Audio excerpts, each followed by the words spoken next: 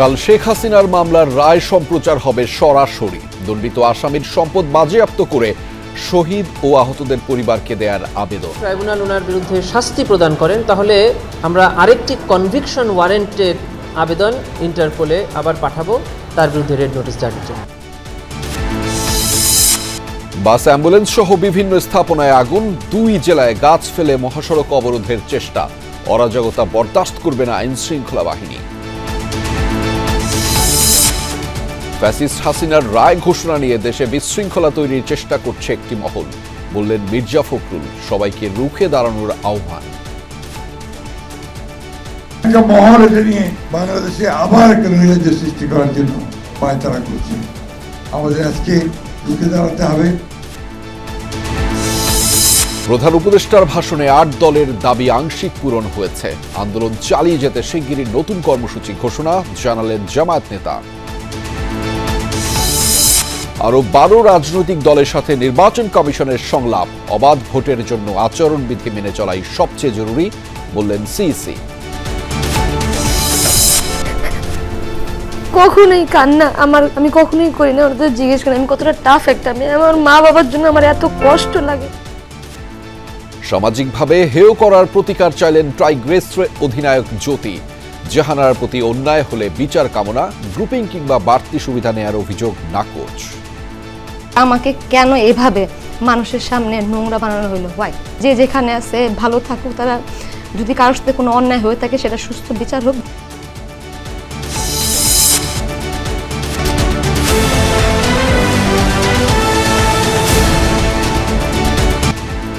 দর্শক, আমন্ত্রণ সন্ধ্যার বাংলাদেশের আয়োজনে আপনাদের সাথে আছি আমি আহমেদ রেজা।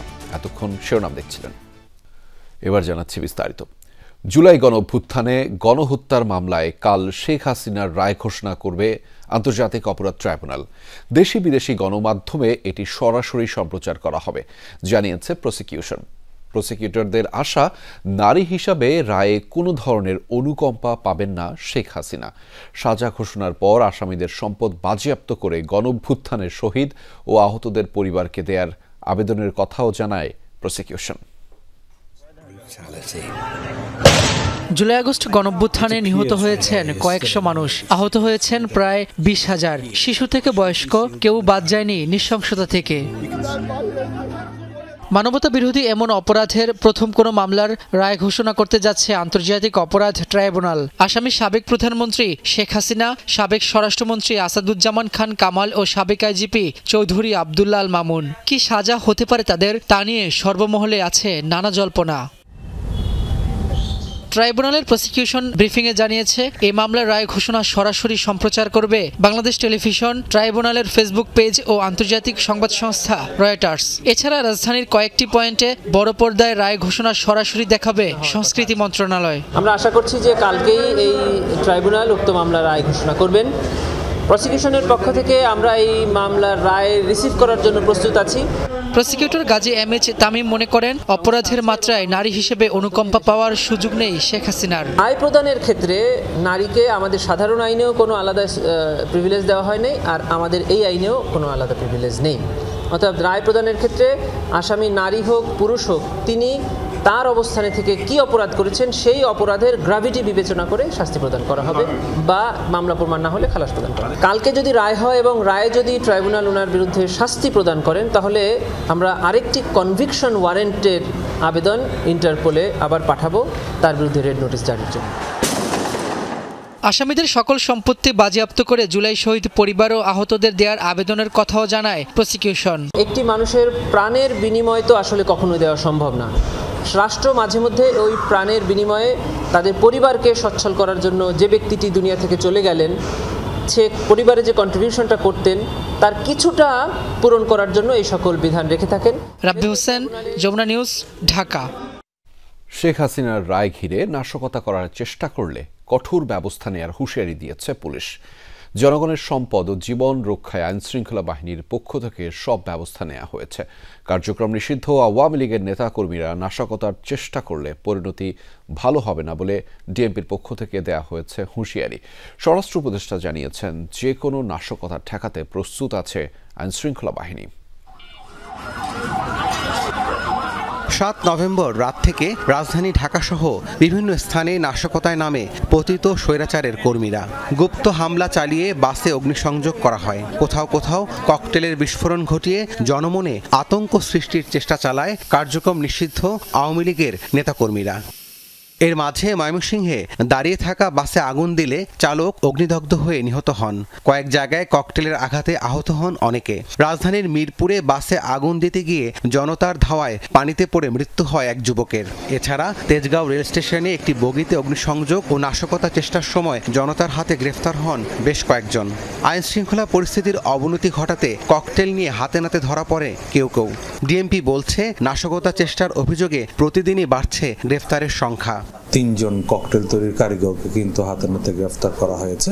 তো আমাদের অভিযান অব্যাহত রয়েছে। আমাদের মূল প্রায়োরিটি হচ্ছে নগরবাসীর জানমালের নিরাপত্তা বিধান করা এবং আইন শৃঙ্খলা পরিস্থিতি স্থিতিশীল রাখা। সেই লক্ষ্যে আমরা কাজ করছি এবং আমাদের নিরাপত্তা পরিকল্পনাগুলো সেভাবেই সাজানো। পুলিশ জানায় গ্রেফতারকৃতদের কাছ থেকে গুরুত্বপূর্ণ তথ্য পাওয়া গেছে। মিলেছে নাশকতার জন্য অর্থের যোগানদাতাদের নাম ঠিকানা। নাশকতার সঙ্গে জড়িত প্রত্যেককে খুঁজে বের করে আইনের আওতায় আনা হবে বলে হুঁশিয়ারি দেন পুলিশের এই কর্মকর্তা। আরবিট্রারি অ্যারেস্ট যেটাকে বলা হয়, কারণ যার বিরুদ্ধে কোনো সুনির্দিষ্ট অভিযোগ নেই, এরকম আমরা অ্যারেস্টে যাচ্ছি না বা যাইনি। যেসব ক্ষেত্রে সুনির্দিষ্ট অভিযোগ পাওয়া যাচ্ছে, যাদের বিরুদ্ধে বিভিন্ন অপরাধমূলক তৎপরতা এবং নাশকতামূলক কর্মকাণ্ডের সুনির্দিষ্ট অভিযোগ রয়েছে, সেসব ক্ষেত্রে আমরা অ্যারেস্ট করছি। এদিকে শেখ হাসিনার মামলার রায় ঘিরে সরকারের কঠোর অবস্থানের কথা জানিয়েছেন স্বরাষ্ট্র উপদেষ্টা। ট্রাইব্যুনাল কি রায় দেয় তা আমরা তো জানি না, বাট রায় যাই দেয় তাদের কার্যকরী হবে এবং জনগণ এবং যার এই হেতু সবাই এটা মেনে নিবে। বরিশালে এক অনুষ্ঠানে উপদেষ্টা জানান, রায় ঘিরে দেশকে অস্থিতিশীল করার কোনো সুযোগ দেওয়া হবে না। রাব্বি সিদ্দিকী, যমুনা নিউজ, ঢাকা। দর্শক, কাল শেখ হাসিনার রায়কে কেন্দ্র করে ট্রাইব্যুনালের নিরাপত্তায় সেনাবাহিনী মোতায়েন করা হয়েছে। রয়েছে এপিবিএন ও পুলিশ সদস্যরাও।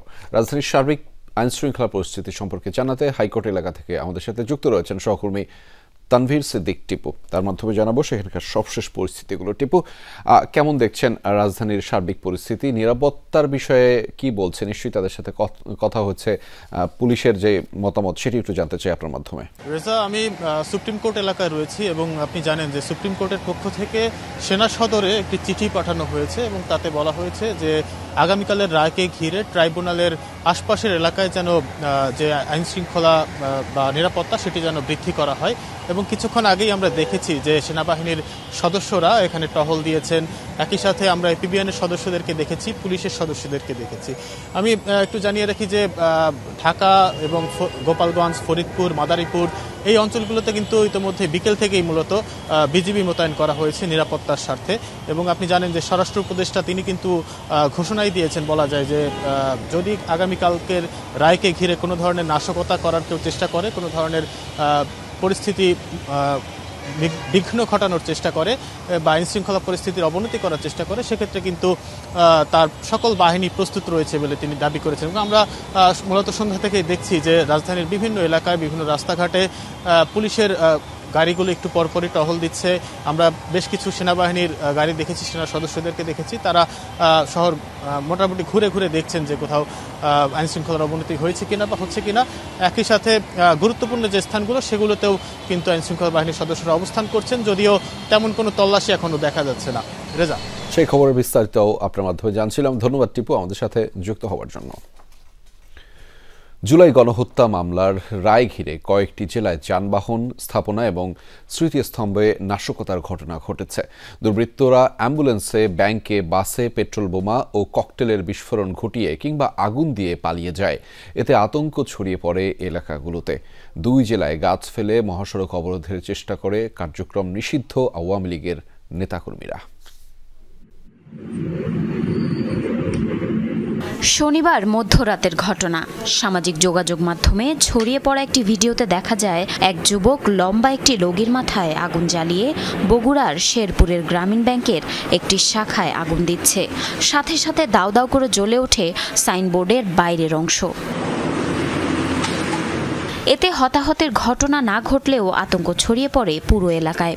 জড়িতদের শনাক্ত ও আইনের আওতায় আনতে কাজ চলছে বলে জানিয়েছে পুলিশ। সিলেটের শহীদ শামসুদ্দিন আহমদ হাসপাতালের পার্কিংয়ে থাকা একটি অ্যাম্বুলেন্সে আগুন দেয় দুর্বৃত্তরা।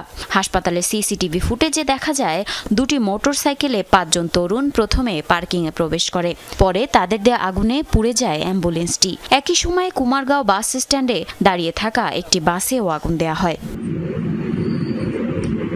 ফেনীতে জুলাই শহীদদের স্মরণে নির্মিত স্মৃতিস্তম্ভে আগুন দেয় দুর্বৃত্তরা। মোবাইলে ধারণকৃত ভিডিওতে দেখা যায় মুখে মাস্ক পরা কয়েকজন কেরোসিন ঢেলে স্মৃতিস্তম্ভে আগুন দিয়ে পালিয়ে যাচ্ছে। ঘটনাস্থলের আশেপাশের সিসিটিভি ফুটেজ সংগ্রহের কাজ করছে পুলিশ। গাজীপুরের গ্রামীণ ব্যাংকের মাওনা শ্রীপুর শাখায় 2টি পেট্রোল বোমা নিক্ষেপ করেছে দুর্বৃত্তরা। এই ঘটনায় প্রতিষ্ঠানের সাইনবোর্ড পুড়ে গেলেও খুব বেশি ক্ষয়ক্ষতি হয়নি। সাভারের ফুলবাড়িয়া বাস স্ট্যান্ড এলাকায় ঢাকা রিচা মহাসড়কের পাশে দাঁড়িয়ে থাকা ইতিহাস পরিবহনের একটি বাসে আগুন দিয়েছে দুর্বৃত্তরা, তবে এ ঘটনায় কেউ হতাহত হয়নি। এদিকে মাদারীপুরের গোপালপুর বাস স্ট্যান্ডের পাশে নির্বিচারে গাছ কেটে মহাসড়কের বিভিন্ন অংশে অবরোধ করে কার্যক্রম নিষিদ্ধ আওয়ামী লীগের নেতাকর্মীরা। এতে দুই পাশে আটকা পড়ে বহু যানবাহন। খবর পেয়ে পুলিশ ও ফায়ার সার্ভিস কর্মীরা ঘটনাস্থলে পৌঁছালে পালিয়ে যায় নাশকতাকারীরা। আমরা যতটুকু আমাদের নলেজে আছে এবং আমরা আশেপাশে যেই তথ্যগুলো পেয়েছি সেটা হচ্ছে যে আওয়ামী লীগের ডাকা যে শাটডাউন কর্মসূচি সেটাকে বাস্তবায়ন করতে এই আওয়ামী লীগের লোকজন এই রাস্তাটা ব্লক করে। ফরিদপুরের ভাঙ্গা উপজেলার সুয়াদি বাস স্ট্যান্ড এলাকায় গাছ ফেলে ঢাকা খুলনা মহাসড়ক অবরোধ করে কার্যক্রম নিষিদ্ধ দল আওয়ামী লীগের নেতাকর্মীরা। 1 ঘণ্টা পর খবর পেয়ে পুলিশ গিয়ে যান চলাচল স্বাভাবিক করে। এ ঘটনায় বিভিন্ন এলাকা থেকে 14 জনকে আটক করা হয়েছে। জারিন অর্নি, যমুনা নিউজ। এখন অপেক্ষার হিসেব ঘণ্টায়। আগামীকাল ঘোষণা হবে শেখ হাসিনা সহ 3 জনের বিরুদ্ধে গণহত্যা সহ মানবতা বিরোধী বিভিন্ন অপরাধ মামলার রায়। এখন থেকেই সবার সজাগ দৃষ্টি কি হতে যাচ্ছে সোমবার। শুরু থেকেই শেখ হাসিনার সর্বোচ্চ সাজা চেয়ে আসছিলেন আন্দোলনকারী ও শিক্ষার্থী সমাজ। আবার ফেসবুক, ইউটিউবে বিচারিক কার্যক্রমের গ্রহণযোগ্যতা প্রশ্নবিদ্ধ বলে অভিযোগ করে আসছিল আসামি পক্ষের সমর্থকরা। সরাসরি সম্পর্ক না থাকলেও বিচ্ছিন্নভাবে গাড়ি বা স্থাপনা পোড়ানোর ঘটনাও ঘটেছে। স্বরাষ্ট্র উপদেষ্টাও কড়া বার্তা দিয়ে রেখেছেন, রায় ঘিরে কোনো অরাজকতা বরদাস্ত করবে না আইনশৃঙ্খলা বাহিনী। এখন তাকে সবাই চেনেন। রংপুর বেগম রোকেয়া বিশ্ববিদ্যালয়ের শিক্ষার্থী আবু সাইদ। বন্দুকের নলের সামনে বুক পেতে দাঁড়িয়ে থাকা আবু সাইদ হয়ে ওঠেন জুলাই আন্দোলনের প্রতীক। সেদিন গুলিবিদ্ধ হওয়ার আগে হয়তো তিনিও ভাবেননি রাষ্ট্রের টাকায় কেনা বুলেট বিদ্ধ করবে শরীর, কেড়ে নেবে প্রাণ। শেখ হাসিনা সহ 3 জনের বিরুদ্ধে মানবতা বিরোধী অপরাধের মামলায় তৃতীয় অভিযোগটি শিক্ষার্থী আবু সাইদ হত্যার ঘটনায়। প্রসিকিউশন বলছে, আবু সাইদকে হত্যার পর কয়েক দফায় পরিবর্তন করা হয় পোস্টমর্টেম রিপোর্ট। ধামাচাপা দেওয়ার চেষ্টা করা হয় ঘটনাটি, তবে ভিডিও ফুটেজ থাকায় তা ছড়িয়ে পড়ে সর্বত্র। তাদের মতো করে একটা রিপোর্ট দিতে বাধ্য হয়েছিল। আশুলিয়ায় আন্দোলনকারী 6 জনকে গুলি করে হত্যার পর মরদেহ পুড়িয়ে দেওয়া হয় আগুনে। ট্রাইব্যুনালকে প্রসিকিউশন জানায়, লাশ পোড়ানোর সময়ও প্রাণ ছিল একজনের, তাকেও রেহাই দেওয়া হয়নি সেদিন। ওই ঘটনার প্ররোচনা, উস্কানি ও ষড়যন্ত্রের অভিযোগ শেখ হাসিনার বিরুদ্ধে। যে যখন এই লাশগুলোকে আগুন দেওয়া হচ্ছিল তখন তার মধ্যে একজন ছেলে জীবিত ছিল। 5ই আগস্ট রাজধানীর চানখারপুলে নির্মমভাবে হত্যা করা হয় শিক্ষার্থী আনাস সহ 6 জনকে। ওই ঘটনাতেও শেখ হাসিনার উস্কানি প্রমাণ করতে তথ্য উপাত্ত উপস্থাপন করেছে প্রসিকিউশন। এখানে অকাট্য প্রমাণ, শক্তিশালী সাক্ষ্য প্রমাণ সবকিছু তুলে ধরা হয়েছে। জাতির সামনে এই বিচার হয়েছে, আইনজীবী নিয়োগ দেওয়া হয়েছে, দুনিয়ার সামনে ক্রিস্টাল ক্লিয়ার ভাবে উপস্থাপন করা হয়েছে। রাজসাক্ষী হয়ে জুলাই হত্যাকাণ্ডে শেখ হাসিনার নির্দেশ আর উস্কানির বর্ণনা দিয়েছেন মামলার আরেক আসামি, ঘটনার সময়কার পুলিশের আইজি চৌধুরী আবদুল্লাহ আল মামুন। যদিও রাষ্ট্রনিযুক্ত আইনজীবীর দাবি, নিজেকে বাঁচাতে শেখ হাসিনার উপর দায় চাপাচ্ছেন মামুন। আমি মনে করি সে নিজেকে বাঁচার জন্য, নিজেকে সেফ থাকার জন্য, নিজের দোষ ঢাকার জন্য অন্যের উপরে দায় দিয়ে 164টা করেছেন। এই মামলায় সাক্ষ্য দিয়েছেন 54 জন। সরাসরি সম্প্রচার করা হয় বিচার কার্য। যুক্তিতর্কের শেষ দিন অ্যাটর্নি জেনারেলকে ট্রাইব্যুনালের চেয়ারম্যান বলেন, রায়ে ন্যায় বিচার পাবে দুই পক্ষই। এমন একটি ন্যায় বিচার প্রতিষ্ঠা করা দরকার যে সমাজে খুনের রাজনীতি বন্ধ হবে। রাব্বি হোসেন, যমুনা নিউজ, ঢাকা। ফ্যাসিস্ট শেখ হাসিনার রায় ঘোষণা নিয়ে একটি মহল দেশে অরাজকতা সৃষ্টির চেষ্টা করছে।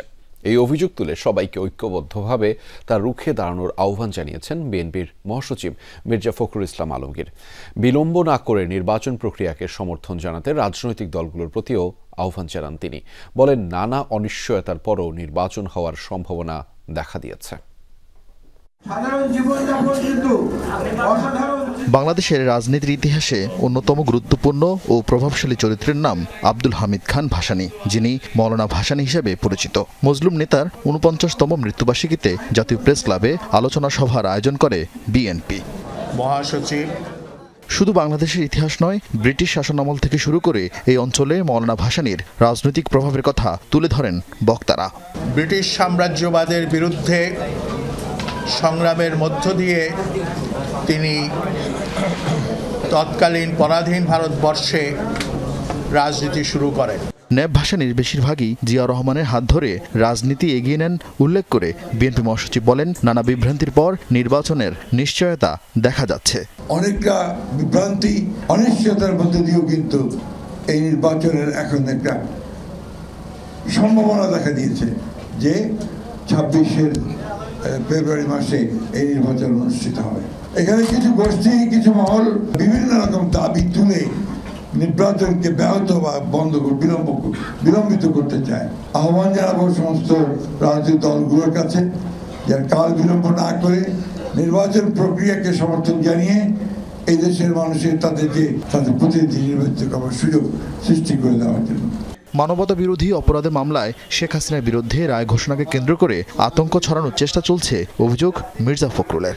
গণহত্যার বিরুদ্ধে যেটা ট্রায়াল হয়েছে তার রায় বেরোবে, এই নিয়ে একটা চরম আপনার একটা বলা যেতে পারে যে একটা অনিশ্চয়তা, একটা আতঙ্ক সারা দেশে বিরাজ করছে। এই নিয়ে কোনো ওইটা বড় করে অপেক্ষা রাখে না এবং একটা মহল এটা নিয়ে বাংলাদেশে আবার একটা নৈরাজ্য সৃষ্টি করার জন্য পায়তারা করছে। আমাদের আজকে রুখে দাঁড়াতে হবে। নির্বাচনের মাধ্যমেই দেশের মানুষের আকাঙ্ক্ষা পূরণ হবে মন্তব্য করেন বিএনপি মহাসচিব। গণতন্ত্রের উত্তরণের পথকে যেন আমরা। আরিফিন শাকিল, যমুনা নিউজ, ঢাকা। অবাধ ও সুষ্ঠু নির্বাচনের জন্য ৮ দলের চলমান যে আন্দোলন প্রধান উপদেষ্টার ভাষণে তার আংশিক পূরণ হয়েছে। তাই দাবি আদায়ে আন্দোলন চালিয়ে যাওয়ার ঘোষণা দিয়েছে জামাত সহ আন্দোলনরত ৮ দল। দ্রুতই নতুন কর্মসূচি ঘোষণা করা হবে বলেও জানিয়েছেন দলগুলোর নেতারা। প্রধান উপদেষ্টার ভাষণ ও দেশের চলমান রাজনৈতিক পরিস্থিতি মূল্যায়নে বৈঠক করেছে জামায়াত সহ সমমনা ৮ দল। বৈঠক শেষে সাংবাদিকদের সাথে কথা বলেন জামায়াতের সেক্রেটারি জেনারেল মিয়া মোহাম্মদ গোলাম পরোয়ার। সাথে উপস্থিত ছিলেন দলগুলোর সিনিয়র নেতারা। ৮ দলের পক্ষ থেকে বলা হয়েছিল যে এই কারণে গণভোটটা আগে হওয়া দরকার। তারা বলেন, প্রধান উপদেষ্টার ভাষণে সব রাজনৈতিক সংকট দূরীভূত হয়নি, তাই ৫ দফা দাবিতে ৮ দলের আন্দোলন চলবে। যে আমাদের যে দাবিগুলো এখনো পূরণ হয়নি, আংশিক পূরণ হয়েছে, সেই দাবির সংগ্রামে রাজপথে ৮ দলের কর্মসূচি ইনশাআল্লাহ অব্যাহত থাকবে। দেশের অধিকাংশ জনগণের অনুভূতি, আকাঙ্ক্ষা সরকারের রিয়ালাইজ করা উচিত। নির্বাচন কেন্দ্র করে প্রশাসনে যে রদবদল হচ্ছে তাতে একটি দলের মতামতকে প্রাধান্য দেওয়া হচ্ছে বলে অভিযোগ করা হয়। অন্তর্বর্তী সরকার নিরপেক্ষ ভূমিকা পালনের আহ্বান জানানো হয়। প্রশাসনে যেভাবে রদবদল চলছে, মাঠে নির্বাচনে সব দলের সমান অধিকার, এই সমতা রক্ষার যে দাবি আমাদের ৫ দফার অন্যতম দাবি, সেটা ভঙ্গ হচ্ছে। আমরা দেখতে পাচ্ছি একটি দলকে খুশি করার জন্য কোনো গোপন সলা পরামর্শে হয়তো এই কাজটা চলছে। এ ব্যাপারে প্রধান উপদেষ্টাকে নিরপেক্ষ থাকার জন্য আমরা আহ্বান জানাচ্ছি। ৮ দলের মতে গণভোটে হা জয়যুক্ত করতে সরকারকেই প্রচারণা চালাতে হবে। কোনো দল গণভোটের বিপক্ষে প্রচারণা চালালে জনগণ তাদের প্রত্যাখ্যান করবে। গুরুত্বপূর্ণ মৌলিক যে সংস্কারগুলো গণভোটে যাচ্ছে কমিশনের পক্ষ থেকে, তার অনেক সংস্কারের ব্যাপারেই একটি দল বিরোধিতা করেছিল। আমরা কিন্তু সেই সংস্কারগুলো চেয়েছিলাম। সেই কারণে আমরা এই সংস্কারের পক্ষে আছি এবং আমরা দেশবাসীকে এই সংস্কার প্রস্তাবের পক্ষে হা ভোট দেওয়ার জন্য একই সঙ্গে আমরা আহ্বান জানাবো। জুলাই সনদ বাস্তবায়নে গণভোটে হা জয়যুক্ত করতে দেশবাসীর প্রতি আহ্বান জানান ৮ দলের সিনিয়র নেতারা। আমরা চাইব নির্বাচনে যেন লেভেল প্লেইং ফিল্ডটা বজায় থাকে। রাজীব আহমেদ, যমুনা নিউজ, ঢাকা। নির্বাচন কমিশন কারো পক্ষে কাজ করতে পারবে না বলে জানিয়েছেন সিইসি AMM নাসির উদ্দিন নির্বাচন ভবনের সম্মেলন কক্ষে রাজনৈতিক দলের সাথে দ্বিতীয় দিনের সংলাপে একথা জানিয়েছেন তিনি। এ সময় নির্বাচনী আচরণবিধি প্রচারের পাশাপাশি গ্রহণযোগ্য পরিবেশ নিশ্চিতে রাজনৈতিক দলগুলোর সহযোগিতা চান সিএসি।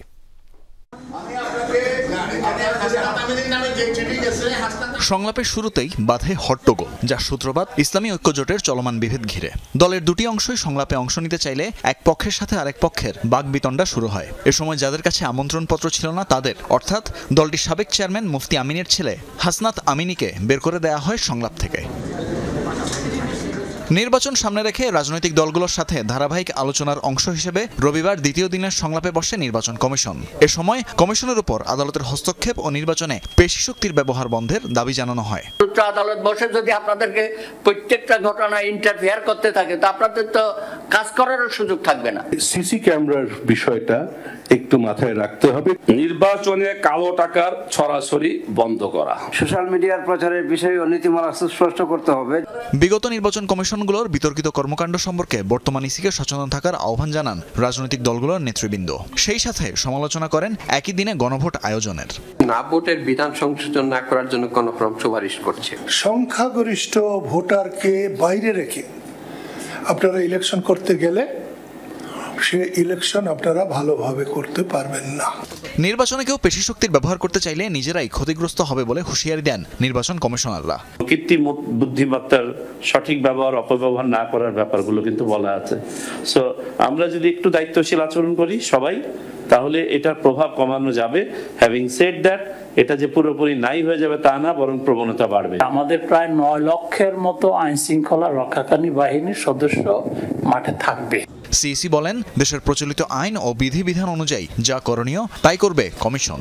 অনেকে মনে করেন কি আমার পক্ষে কাজ করলে উনি নিরপেক্ষ, কিন্তু আমরা কারো পক্ষে কাজ করতে পারবো না।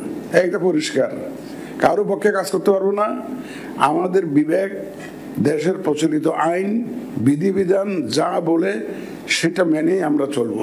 নির্বাচনে আচরণবিধি প্রকৃতপক্ষে মূল আইন উল্লেখ করে সিইসি বলেন, অবাধ ও সুষ্ঠু নির্বাচনে আচরণবিধি কঠোরভাবে মেনে চলাই সবচেয়ে গুরুত্বপূর্ণ। পালন করেন। তানভীর মৌসুম, যমুনা নিউজ, ঢাকা। জাহানারা আলমের ওপর যৌন নিপীড়নের অভিযোগের সাথে এসেছিল নিগার সুলতানা জ্যোতির নাম। এতে করে সামাজিক মাধ্যম আর ব্যক্তি জীবনে যে ঝড় বয়ে গেছে তার প্রতিকার চাইলেন বাংলাদেশ নারী দলের অধিনায়ক।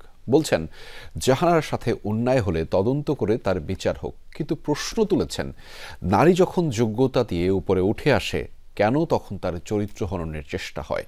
সেই সাথে দলে গ্রুপিং, সতীর্থদের সাথে খারাপ ব্যবহারের সব অভিযোগ অস্বীকার করেছেন জ্যোতি।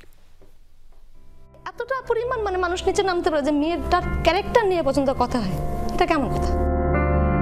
উনি ফিল করে আমি মনে হয় কিছু করে ফেলবো, এটা কেমন? সে কেন এ বয়সে এগুলা চিন্তা করবে? এদেশের নারী ক্রিকেটে আলো হয়েই এসেছিলেন জ্যোতি। লাল সবুজের জার্সিতে শুরুটা করেছিলেন 9 নম্বর ব্যাটার হিসেবে। গত 1 দশকে সেখান থেকেই হয়েছেন দলের সেরা কিপার ব্যাটার, হয়েছেন অধিনায়ক, হয়েছেন দেশের হয়ে 100 টি20 খেলা প্রথম ক্রিকেটার। 3500 আন্তর্জাতিক রানের এই মালিককে নিয়ে ক্রিকইনফোর পরিচয়ের প্রথম লাইন, বাংলাদেশের নারী ক্রিকেটের একজন অগ্রদূত। সাম্প্রতিক সময়ে জাহানারা আলমের করা নানা অভিযোগের পর আঙুল উঠেছে সেই জ্যোতির দিকেই। টিমের মধ্যে গ্রুপিং করেন, জুনিয়র ক্রিকেটারদের দিয়ে করান ব্যক্তিগত কাজ, রুমে ডেকে নিয়ে নাকি হাতও তুলেছেন সতীর্থের গায়ে। সবার সাথে সবার সমান সম্পর্ক থাকে না। অনেকে হচ্ছে বই পড়তে পছন্দ করে, ওনারা আলাদা করে বই পড়ে, বা যারা হচ্ছে শুধু ক্রিকেট নিয়েই থাকে। তো হ্যাঁ, গ্রুপ তো আছে, বাট এই গ্রুপগুলো আছে। টক্সিক সিচুয়েশনে কোনো টিম আসলে রেজাল্ট করতে পারে না। সো লাস্ট 2 ইয়ার্সে বাংলাদেশের উইমেন্স ক্রিকেটে আমার কাছে মনে হয় না এত বড় এত সফলতা একবারে দেখছে। আমরা ম্যাচ খেলার পরে আসলে সময় অত আসলে সময় ছিল না যে কাউকে রুমে ডেকে এনে আসলে খোশ গল্প করে দেন রাগ উঠবে কাউরে মাইরে দিব। আমাদের টিমে 3টা টিম বয়, তারা আছে এই কাজ করার জন্য। তো আমি তাদেরকে বাদ দিয়ে একটা অন্য কোনো প্লেয়ারকে দিয়ে আমি কেন করব? সে একটা ন্যাশনাল টিমের প্লেয়ার, আমি তাকে দিয়ে এই কাজ কেন করাবো? যে মঞ্জুরুল ইসলামকে নিয়ে যৌন হয়রানির অভিযোগ তুলেছেন জাহানারা, সেই মঞ্জুরুল কি জ্যোতিকে দেখতেন ভিন্ন চোখে?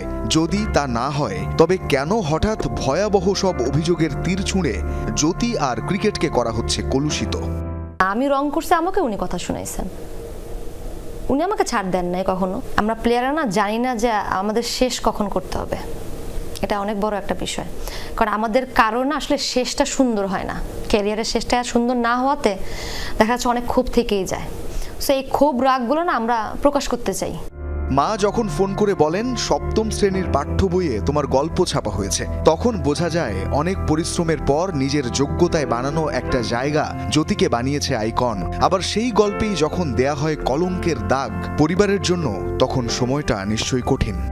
আমার পরিবারের এখানে কি দোষ? আমার পরিবার কেন এই বাজে বিষয়গুলো সাফার করবে? আমাকে বলেন।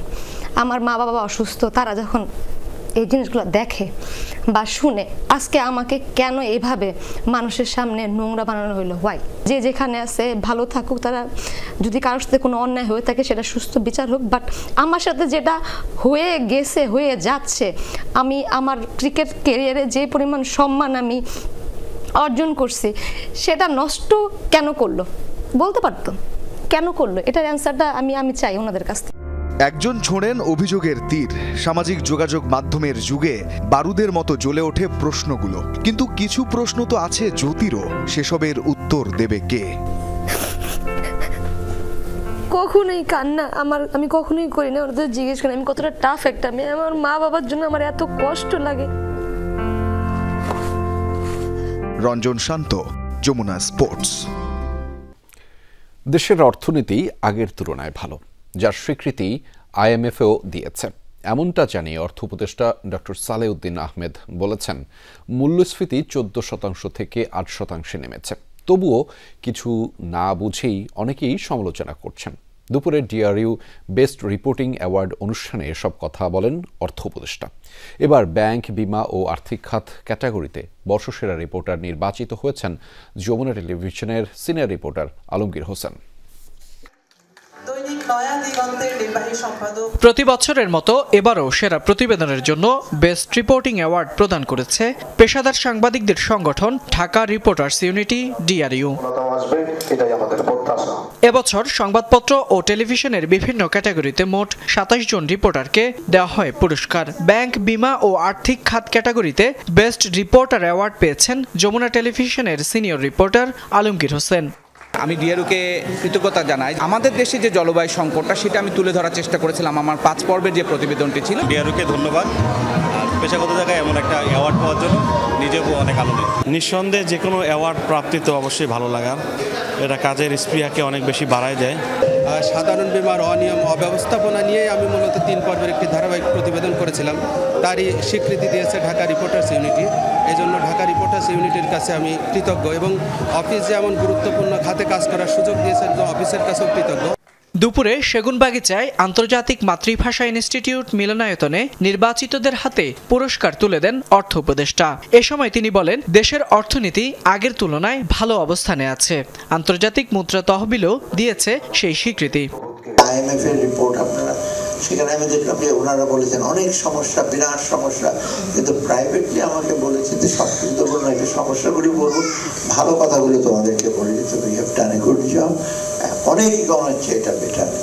আমরা কম্পেয়ার করে দেখেছি ইন্দোনেশিয়া GDP হাফ হয়ে গেছিল, ইনফ্লুয়েন্স ছিল 50%। থাইল্যান্ডের একে অবস্থা যদি কম্পেয়ার করেন, আমাদের তো সেই তুলনায় তেমন কিছু হয় নাই। তো ইনফ্লেশন 14% হয়েছে, এখন 8-এ নেমেছে। শুধু আর্থিক উন্নয়ন নয়, সামাজিক উন্নয়নও জরুরি বলেও মন্তব্য করেন অর্থ উপদেষ্টা। আগামীতে বাংলাদেশ আরো দ্রুত সামনে এগিয়ে যায়, মানে আমরা এই পেসে যাচ্ছি। তো সেখানে আমরা চাচ্ছি শুধু অর্থনৈতিক উন্নয়ন না, সামাজিক সার্বিক উন্নয়ন। এই ব্যাপারে ডেফিনেটলি শিক্ষা, স্বাস্থ্য, সামাজিক নিরাপত্তা এগুলোর অত্যন্ত বেশি।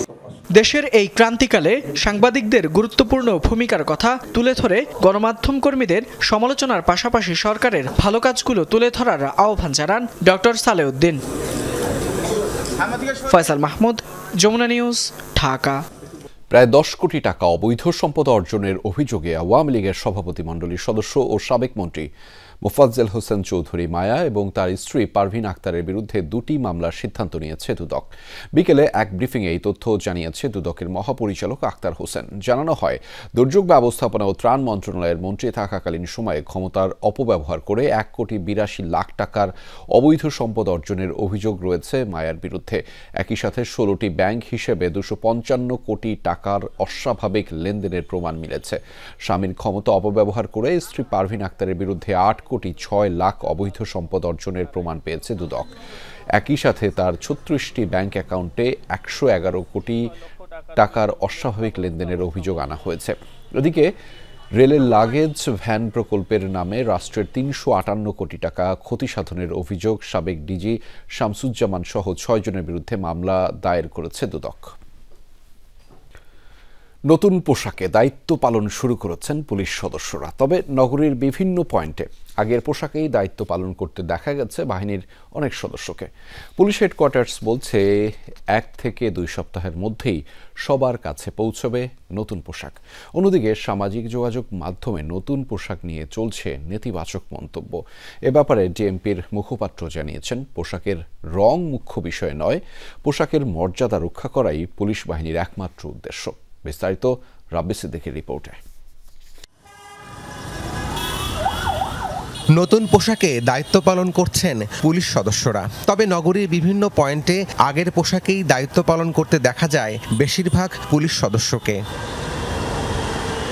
শনিবার আনুষ্ঠানিকভাবে পোশাকের পরিবর্তন ঘটলেও ছুটির দিন হওয়ায় বিষয়টি ততটা নজরে পড়েনি। এছাড়া এখনও হাতে নতুন পোশাক পাননি অনেক পুলিশ সদস্য। ডিএমপি বলছে 20% সদস্যকে নতুন পোশাক সরবরাহ করা হয়েছে। আগেভাগে প্রস্তুতি আর ঘোষণা দিয়েও কেন সবার হাতে পৌঁছানো যায়নি নতুন পোশাক? পুলিশ হেডকোয়ার্টার্স বলছে, সেলাইয়ের কাজ শেষ না হওয়ায় সবার গায়ে এখনই উঠছে না নতুন পোশাক। কোনো ঘাটতি নাই, সিলাইয়ের সময় লাগতেছে। একটা প্রত্যেকে তো ইন্ডিভিজুয়াল সেলাই করতে হয়, সেলাইটা একটু সময় লাগতেছে, সেলাই কমপ্লিটটা হয়নি। তবে 15 নভেম্বর কিছু কিছু পুলিশ সদস্য নতুন পোশাক পরার পর থেকেই সামাজিক যোগাযোগ মাধ্যমে চলছে আলোচনা সমালোচনা। কেমন হলো নতুন এই পোশাক? পোশাক সাদা হোক কালো হোক ওইটা বড় কথা না, কাজটা ভালো হতো, এটা হচ্ছে মেন বিষয়। পুলিশের একটা পোশাক দেখে তো আমরা অভ্যস্ত হয়ে গেছি দীর্ঘদিন যাবত। আমাদের ইউজ টু হতে সময় লাগবে যে এটাই পুলিশের আগের পোশাকটা আমার মতে আর কি ভালো ছিল বেশিটা আর কি, আর নতুনটা কেমন জানি আর কি। যে পোশাক পরি না কেন, আমার যে পুলিশিং বেসিকটা সেটাতে আপনার কোনো রকম বিচ্যুতির কোনো সুযোগ নাই। আমার পোশাক আমার প্রাইড, সো যখনই আমি যে পোশাক পরি না কেন সেই পোশাকে আমি সেই প্রাইডই ফিল করব। জুলাই গণ অভ্যুত্থানের সময় পুলিশের বিরুদ্ধে দমন পীড়নের অভিযোগ আর সমালোচনার পরিপ্রেক্ষিতে বাহিনীর পোশাকের রং পরিবর্তনের দাবি ওঠে। অন্তর্বর্তী সরকার চলতি বছরের শুরুতে পুলিশ, র্যাব ও আনসার বাহিনীর পোশাক পরিবর্তনের সিদ্ধান্ত নেয়। রাব্বি সিদ্দিকী, যমুনা নিউজ, ঢাকা। 1 ডিসেম্বর থেকেই বন্ড অটোমেশন বাধ্যতামূলক করতে সর্বোচ্চ চেষ্টা করছে এনবিআর। যদি নির্ধারিত সময়ে সব মডিউল চালু করা নাও যায়, তাহলে যেগুলো চালু আছে তাই ডিজিটালাইজড করা হবে। বন্ড অটোমেশন নিয়ে অংশীজন সভায় এমনটাই জানিয়েছেন এনবিআর চেয়ারম্যান আব্দুর রহমান খান। সভায় অংশ নেন বিজিএমইএ, বিকেএমইএ, রপ্তানিমুখী বিভিন্ন সংগঠনের নেতৃবৃন্দ। তারা আমদানি রপ্তানির ক্ষেত্রে নানা জটিলতার কথা তুলে ধরেন। সরকারের আয়ের একটি বড় উৎস আসে আমদানি রপ্তানি শুল্ক থেকে। তবে রপ্তানিমুখী শিল্পে বিভিন্ন কাঁচামালের আমদানি খরচ কমাতে বন্ডের সুবিধা দিয়ে থাকে জাতীয় রাজস্ব বোর্ড। সেজন্য প্রয়োজনীয় বন্ড কিভাবে অটোমেশন করা যায় তা নিয়ে একটি অংশীজন সভার আয়োজন করে এনবিআর। সকল তথ্য ডিজিটালাইজড ও স্বয়ংক্রিয় হলে কি কি সুবিধা পাবে আমদানি ও রপ্তানিকারকরা তা নিয়ে আলোচনা হয়। সভায় অংশ নেন বিজিএমইএ, বিকেএমইএ সহ রপ্তানিমুখী বিভিন্ন সংগঠনের প্রতিনিধিরা। এ সময় সার্বিক রপ্তানির উপর ভ্যাট দেওয়ার পরও আবারও উৎসকর দেয়া অযৌক্তিক বলে মন্তব্য করেন বিকেএমইএ সভাপতি। এলসিতে পেমেন্ট করলে লাগবে না, ভ্যাট লাগবে না, আর ক্যাশ পেমেন্ট করলে ভ্যাট লাগবে। যে প্রাপ্যতা আমরা পাই, এই প্রাপ্যতা বছরের অর্ধেক গেলে শেষ হয়ে যাচ্ছে। এদিকে এনবিআর রাজস্ব সংক্রান্ত কোনো সুবিধা বাতিল করতে চাইলে কর অব্যাহতির মতো সেই সিদ্ধান্তও সংসদ থেকে আসা উচিত বলে মন্তব্য করেন বিজিএমইএ সভাপতি। যখন আপনারা কোনো একটা সুবিধা বন্ধ করবেন, সেটাও যেন সংসদে যাওয়া হয়। যেসব সুযোগ সুবিধার কথা বলে ইকোনমিক জোনে ইনভেস্ট করার কথা বলা হইল, ইনভেস্টমেন্ট শুরু হওয়ার আগেই ওই সুবিধাগুলো কাটেল করা হইল। এনবিআর চেয়ারম্যান আব্দুর রহমান খান মনে করেন বন্ড প্রক্রিয়া স্বয়ংক্রিয় হলেই ভোগান্তি অনেকটা কমে আসবে। সকল তথ্য সেন্ট্রালি ডেটাবেস থাকলে বন্ডের অপব্যবহার সহ অনেক অনিয়মই থামানো সম্ভব হবে। তাই 1 ডিসেম্বর থেকে বন্ড অটোমেশন বাধ্যতামূলক করতে কাজ চলছে বলে জানান তিনি। একটা সার্কুলার জারি করবে এনবিআর থেকে যে এখন থেকে আমরা পেপারে কোনো কাজ নিব না, এটা 100% অটোমেটেড হতে হবে। যত দ্রুত সম্ভব আমরা করব, আমাদের সিস্টেম যখন বলবে যে আমরা রেডি, আমরা চেষ্টা করব 1 ডিসেম্বর থেকে এটা কম্পালসারি করতে। সভায় যে সকল পণ্য দেশেই তৈরি হয় তা আমদানিতে বন্ড সুবিধা না দেওয়ারও তাগিদ উঠে আসে ব্যবসায়ীদের কাছ থেকে। চালান ও নথিপত্রের অডিট প্রক্রিয়া সহজ করে হয়রানি বন্ধের দাবিও জানান সকলে। আমি তো আলটিমেটলি এক্সপোর্ট করছি, তাইলে আর পিছনের দিকে এই ভ্যাটের এগুলো দরকার কি, ট্যাক্সের এগুলো দরকার কি, সব মাফ করে দেন। হুমায়ুন রশিদ, যমুনা নিউজ, ঢাকা। দর্শক, এই ছিল আজকের সন্ধ্যার বাংলাদেশের আয়োজনে। এতক্ষণ আমাদের সাথে থাকার জন্য আপনাদের সবাইকে ধন্যবাদ।